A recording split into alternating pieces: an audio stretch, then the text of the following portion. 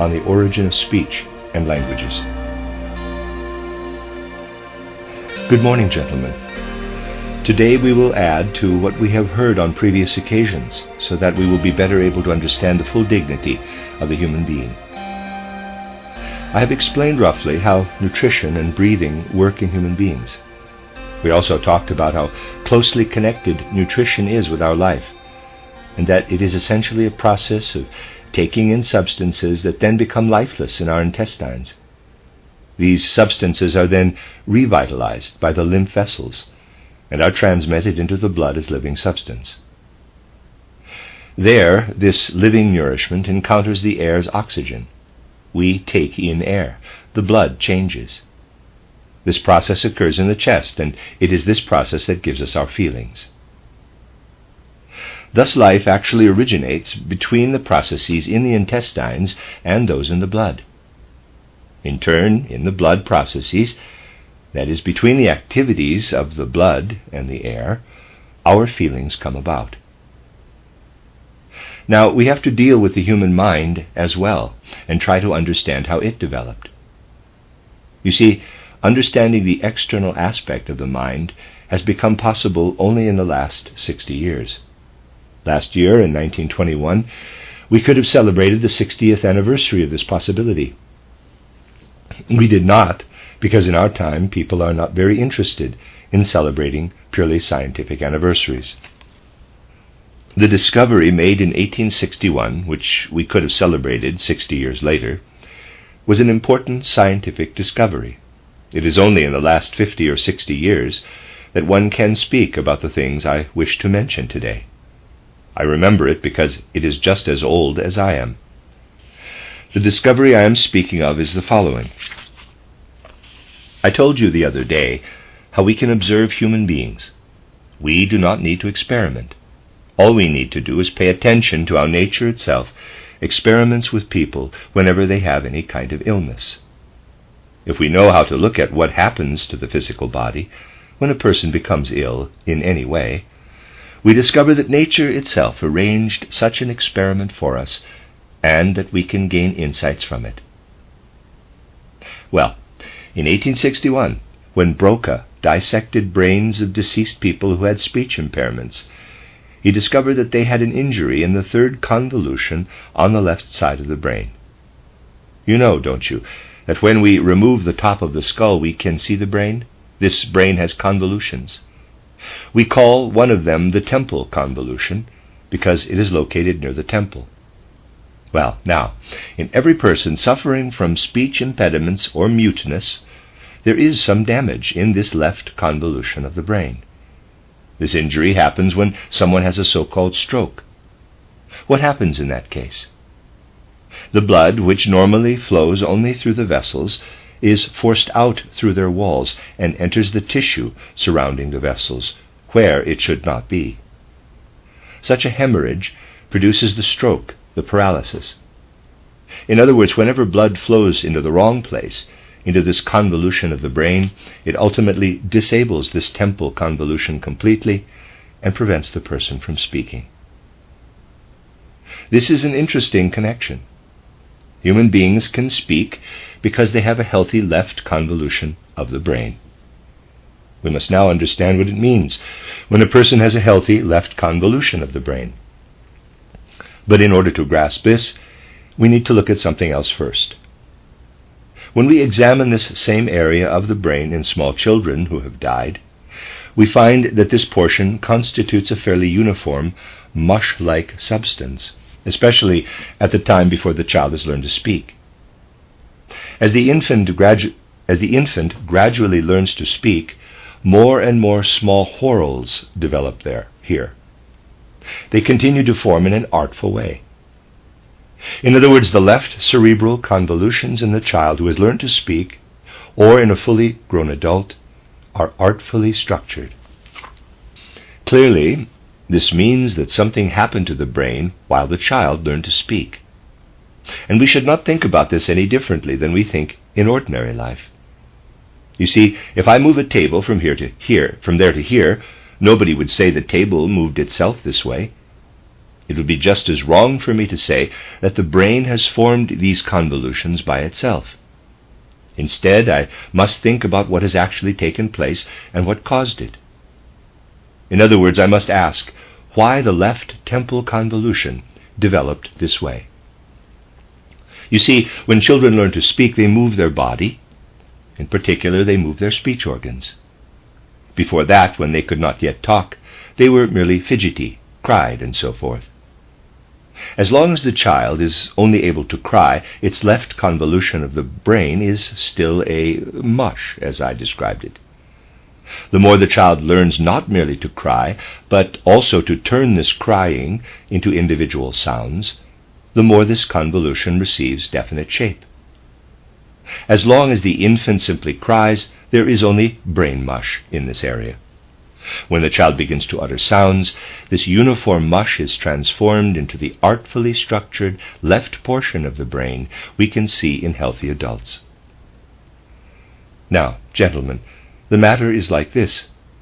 When children cry, the sounds they utter are mainly vowels, such as ah, as in father, or eh, as in met. When they merely cry like this, they do not need a developed left cerebral convolution. The children utter these sounds out of themselves, without having anything artful developed in the brain. If we pay some attention, we will discover that children initially make ah sounds. Later on, they add those of oo and e. Gradually, as you know, they also learn to utter consonants. First they form the sound ah, then they add m or w and say ma or wa. In other words, out of their crying, children gradually manage to form words by adding consonants to the vowels. And how do they form these consonants?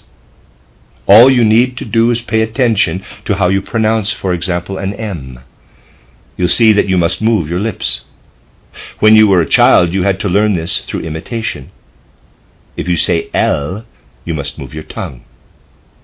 Thus, you must always move some organs. From aimless movements, the child must progress to regular movements, carried out by the speech organs in imitation. The more the child moves beyond the vowels formed in mere crying, and utters consonants such as L, M, N, R, the more the left cerebral convolution is structured in an artful way. Now we could ask how children initially learn to speak. They learn to speak only through imitation. They learn to speak, to move their lips, by imitating, out of their feelings, the way other people move their lips. All of this is imitation. This means that children take in, see, perceive what happens around them. And this perceiving, this mental activity, forms the brain. Just as a carver shapes a piece of wood or a sculptor works on marble and bronze, so the child's movements sculpt the brain. The organs the child moves carry their movements right into the brain. If I want to pronounce L, I have to use my tongue. The tongue is connected with the brain through nerves and through other organs. This L penetrates into my left cerebral convolution and produces a structure there. In other words, the L produces forms in which one section joins the next, almost resembling something like the intestines. The M produces spherical convolutions. So you see, these sounds work on the brain. The movements of the organs the child activates through observation are at work here in the brain. It is very interesting that since it became known that a brain stroke damages the left cerebral convolution, thus destroying the ability to speak, it became possible to know that the formation of vowels and consonants by the child continuously works on this convolution. This in turn is based on the fact that the eyes and other sense organs perceive what takes place in the world around us, and what happens in the world around us. Well, you see, whenever we speak, we are also breathing. We breathe continuously. And in this process, every breath first enters the human body, moves up the spinal column, and enters the brain. This means that even while the child is crying, though as yet unable to pronounce consonants, this breath moves up and enters the brain. What is actually entering the brain in this process? Well, blood, of course. As I explained to you in the last few days, blood flows everywhere. Through our breathing, blood is constantly being pushed into the brain. This activity begins the very moment we are born, and even before, except then it occurs in a different manner. Anyhow, when we are born, we begin to breathe. This intake of air begins, which then pushes blood into the brain. Thus we can say that as long as the baby's breathing merely pushes blood into the brain, it can only cry. Children begin to speak when not only blood is forced into the brain, but when they also perceive something through their eyes or any other organ, especially the ears. In other words, whenever they see another person move, children inwardly repeat this movement. At this moment, not only the bloodstream goes up to the head, but another stream goes there as well, for instance from the ears, the stream of the nerves. In the left cerebral convolution, like everywhere else in the human body, blood vessels and nerve fibers meet. The latter are affected by what we observe and perceive. The child's movements in uttering consonants reach the left convolution, that of speech, via the nerves.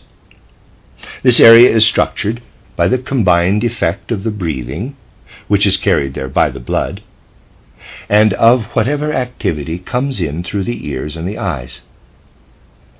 In other words, blood and nerves together structure this brain mush beautifully. Thus we see that at least in this particular region, and in fact the same thing occurs in other parts too, our brain is actually structured through the combined activity of perception via the nerves and of the constant intake of breath, which pushes the blood into the brain. At this point, we also need to understand that this is how the child learns to speak, that is, by developing the left cerebral convolution. But, gentlemen, when you dissect a corpse, you will find that the right convolution of the brain, though symmetrically placed, shows relatively little structuring.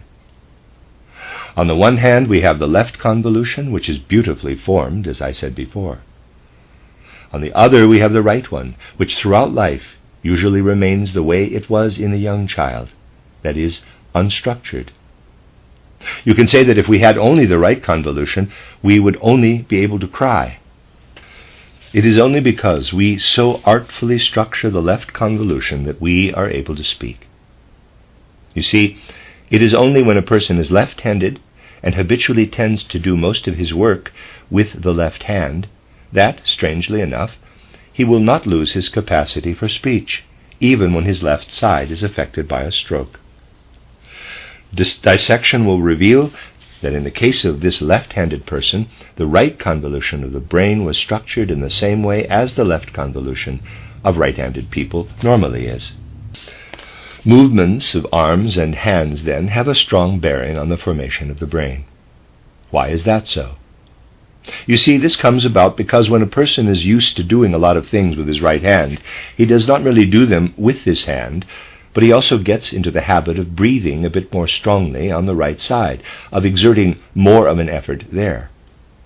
He also gets into the habit of hearing more clearly on the right side, and so forth. All of this merely points to the fact that the person in the habit of using his right hand develops the tendency to be more active on that side than on the left. When a person is right-handed, the left convolution of the brain is structured. When he is left-handed, the right convolution is structured. What is the reason for this? Well, gentlemen, when you look at the right arm and hand, and the head, and the left cerebral convolution, and then examine where the nerves are, you will find that there are nerves everywhere in the human body. If you did not have nerves everywhere, you could not feel warm or cold. These sensations have to do with the nerves. You have nerves everywhere in your body. They go up the spine and reach right into the brain. But the remarkable thing is that the nerves coming from the right hand lead into the left portion of the brain, and the ones in the other hand are connected with the right side of the brain. This is because the nerves cross. Yes, the nerves cross in the brain. For instance, if I do a gymnastics exercise or a eurythmic movement with my right hand or right arm, I sense the activity through this nerve. But I become aware of it in the left half of the brain because the nerves cross. Let us now imagine that a child prefers to do everything with the right hand. Then the child will also breathe a bit more strongly on the right side, and will also hear and see a bit better on that side. The person will make greater efforts on that side, and through his movements develop something that reaches into the left side of the brain. Now you only need to imagine that we have the habit of making certain gestures while speaking, such as ah, corresponding gesture, or if we reject something, eh. These gestures are sensed by our nerves. Now the movements we make with the right hand while speaking are experienced by the left side of the brain. By the same token, those of us who are right-handed tend to pronounce vowels and consonants more strongly with the right half of the larynx. Again, these activities are taken in more vividly with the left side of the brain. This is why the brain, originally more like mush, is now a lot more structured. In contrast, we use the left side of our body much less, and that is why the right half of the brain is less developed and remains unformed. However, when someone is left-handed, the opposite process takes place. These facts lead to important conclusions for education. Just think, when you have left-handed children, you will have a few of them, you must tell yourself that whereas all the others have a very artfully developed left convolution of the brain, in the left-handed children the right convolution is structured. When I teach writing, I use my right hand.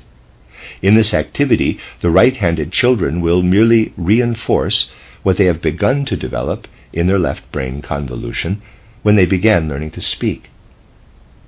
However, if I now force the left-handed children to write with their right hand, I will destroy the development that learning to speak has produced in their right cerebral convolution. Yes, this development will be destroyed. Since left-handed children are not supposed to write with their left hand, my task is now to gradually direct everything previously carried out by the left hand to the right one. This way, they will initially learn to do simple things with the right hand and get into writing much more slowly than the other children. But it does not matter if they learn to write a bit later. If I simply were to make left-handed children write as fast as the right-handed ones, I would make them less intelligent, because I would ruin the development that has taken place in the right side of the brain.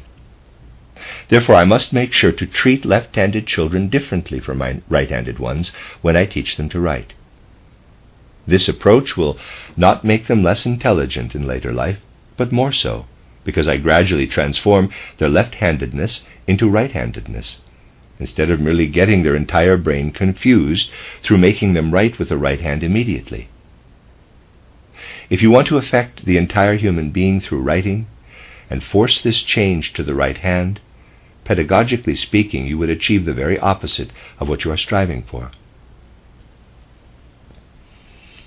Nowadays, we find a widespread tendency to teach people to do everything with both hands. This is how we really get their brains mixed up. This tendency of making people do the same thing both with the right and the left hand merely proves how little we know.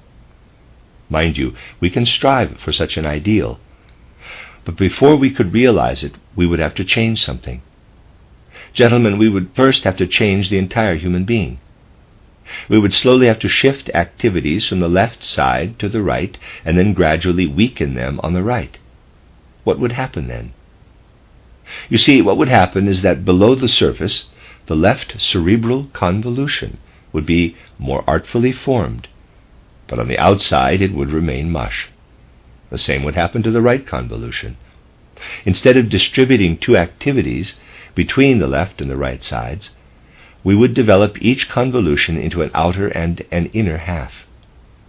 The inner portion would be more suitable for speech. The outer one would exist merely in order to add the vowels and consonants in writing. However, speech is a combination of what happens in crying and in articulating. This remains the same throughout life. You see, we cannot just tinker with human beings and their development. In education, even in the lowest grades, we need an understanding of the entire human being.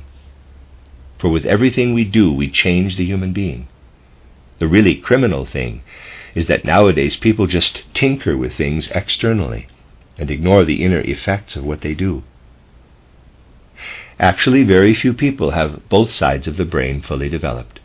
Usually the right convolution contains more blood vessels, whereas the left one has fewer, and instead is more permeated with nerves. This holds true for the human brain generally. The right side carries more blood, and the left is more used for perceiving.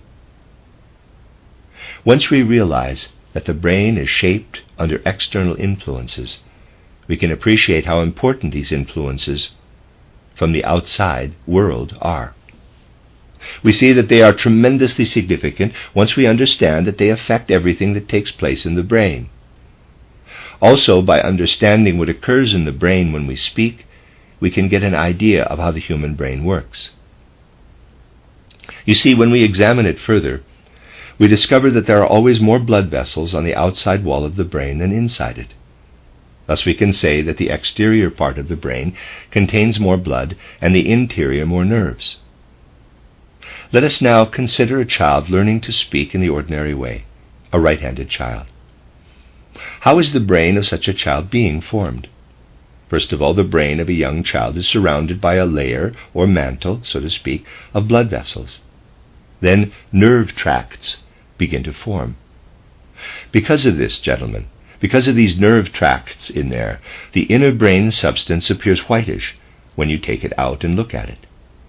However, when you take out the brain matter surrounding it, it looks reddish-gray, because it contains so many blood vessels. Now, what happens in this region when the child learns to speak, and consequently the left cerebral convolution is structured accordingly? What takes place, you see, is that the nerve bundles, as it were, gradually extend more toward the inside and less in the area where the blood system expands. In other words, in children who develop normally, the inner part of the brain shifts more to the left, and the remaining portion follows. The brain thus moves to the left side, where it turns ever more whitish. It shifts that way. All of human development is based on such artful details. Now let us talk some more about speech. You see, there are languages that have many consonants, and others that contain many vowels, such as A, E, I, and so forth. In some languages, people squeeze out the sounds like S, W, so that one barely hears the vowels. What lies behind all this? We know that languages differ in different regions of the earth. What does it mean when someone lives in a certain area where people focus more on the consonants? It means that he or she experiences the outer world more, for the consonants are formed through the experience of outer surroundings. Therefore, in people living more in the physical world, the white portion of the brain shifts more to the left. In people experiencing life more inwardly, people living in a region where things are experienced more inwardly, the white brain matter does not move quite so far to the left. These people will tend to utter melodious vowels. This varies with the regions of the earth. Let us now assume the following, gentlemen.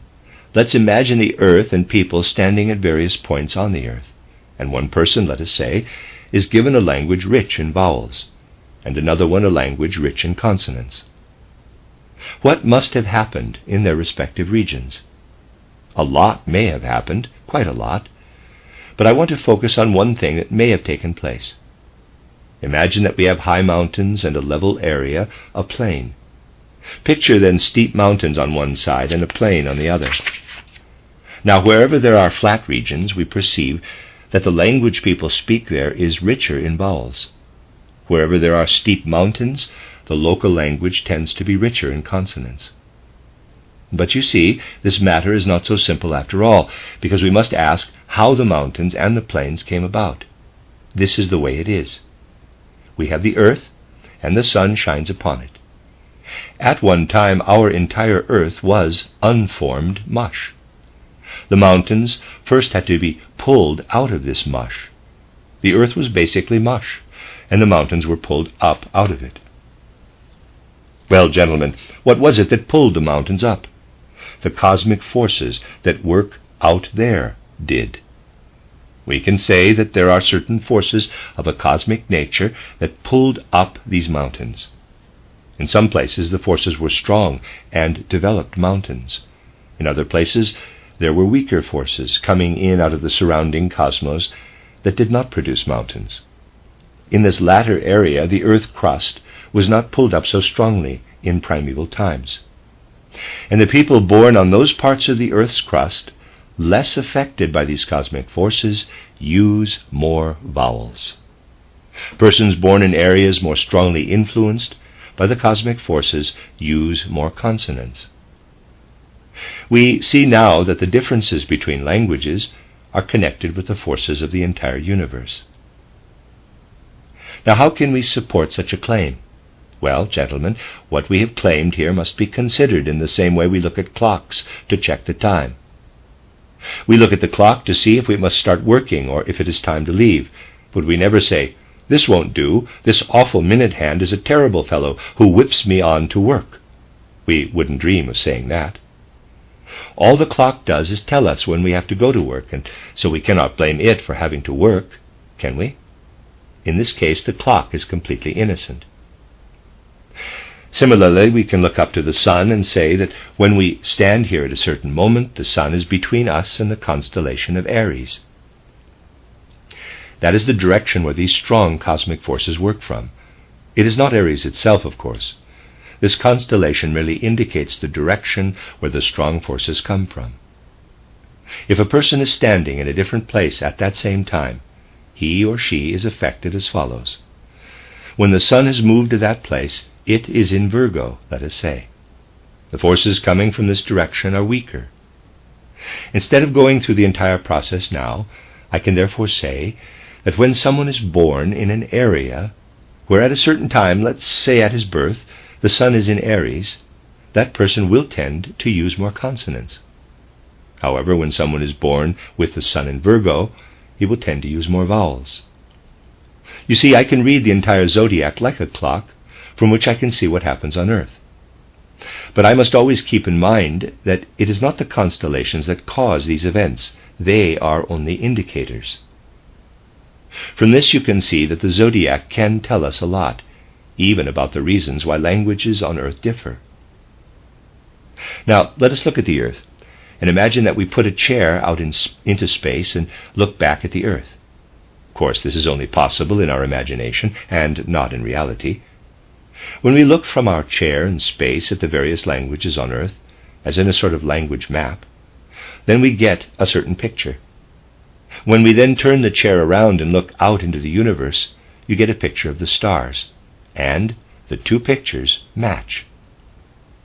If we study the southern hemisphere and the languages there, and then turn the chair around and examine the southern firmament, our experience is entirely different from the one we would have if we did the same thing in the northern hemisphere.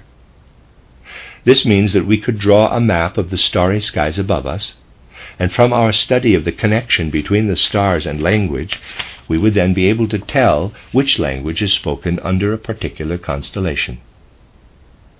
You see now that as soon as we begin to observe human spiritual life, for example, the formation of our minds through speech, we must look up to the stars in order to understand anything. The Earth alone does not give us an answer. You can think about why languages are different as long as you like, but based on the Earth alone, you won't find an explanation. If you want to know what takes place in your stomach, you must examine the earth, the soil below. If a region grows mainly cabbages, you will understand that people there must constantly revitalize in their metabolism the heads of cabbage pulled out of the soil. In other words, if you want to know what people in a certain area eat, you must examine the soil. If you are interested in how people breathe in a particular region, you have to study the atmosphere. And if you want to know what happens inside the skull, in this brain of ours, you must look at the position of the stars. You always have to see the human being as an integrated part of the entire universe. You see now that It is indeed mere superstition to say, whenever the sun is in Aries, such and such takes place. This kind of statement is worthless. However, if you understand the full context, the matter ceases to be superstition and becomes science instead. And that will lead us from understanding the transformation of substances to an understanding of what is really happening and its connection to the vast universe out there.